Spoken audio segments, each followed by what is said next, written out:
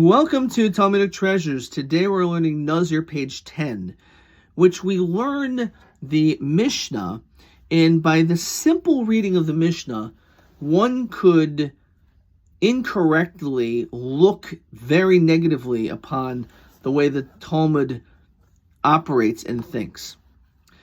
The simple reading of the Mishnah is talking about a person that is gazing upon a cow, and the simple reading, which is incorrect, literally means that a person's looking at a cow, and in the event that the cow also, in the case of a door, which we'll get to, but you have a cow that is speaking, and the cow says that this guy will be a Nazir if I, the cow, decide to stand up. Therefore, it depends. If the cow stands up, it was lying down, if it stands up, so then the guy's going to be a Nazir. Now, we also find the Mishnah say that the door speaks and says that this person will be a Nazir if I decide to open up my door. Now, of course, that cannot be what it means. In fact, the Talmud, as a rhetorical question, says, do cows talk? Obviously, that's not what it's referring to. It's referring to the person, and the individual is looking at the cow who's lying down on the ground, and he's reflecting on whether or not that cow is going to get up. And he's thinking, that cow's probably not going to get up. It's going to probably continue lying down. And he says, I am a Nazir, which, according to Beis Shammai, that's it. You've automatically made yourself into a Nazir.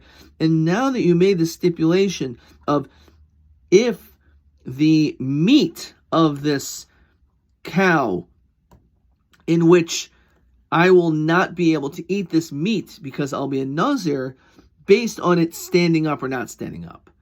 Now, we know that when it comes to a Nazir, it has nothing to do with eating meat. A person is allowed to eat meat and be a Nazir, not to drink wine, but not eating meat. You're allowed to continue to eat meat. So therefore, we say that what he's trying to really do is he's basically saying, I changed my mind. I said I want to be a Nazir, now I'm talking about not eating meat or something, which has nothing to do with being a Nazir. The Beis Shammai says it doesn't matter. You made yourself a Nazir, and a person doesn't speak for no reason. And because of that, we don't say you can easily retract. You cannot do so. You're not allowed to retract, even though it's clear you're changing your mind. So, even though it's a little bit complicated, this situation, it shows us that when we study the Talmud, sometimes the Talmud will mention something, and if you just read one sentence and take it out of context, a person could belittle the great wisdom that's found within the pages of the Talmud.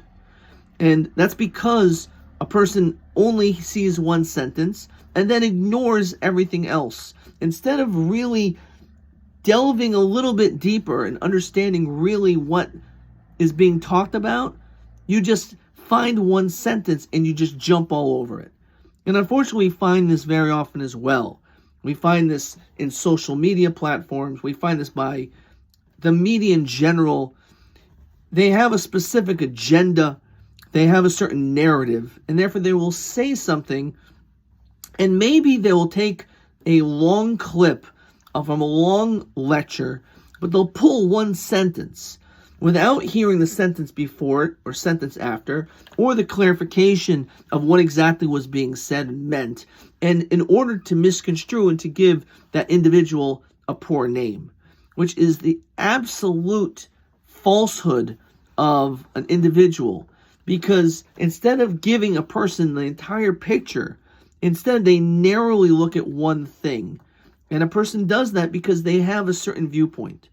And unfortunately, maybe someone would learn the Talmud and would want to look at the Talmud in a critical way as to belittle it.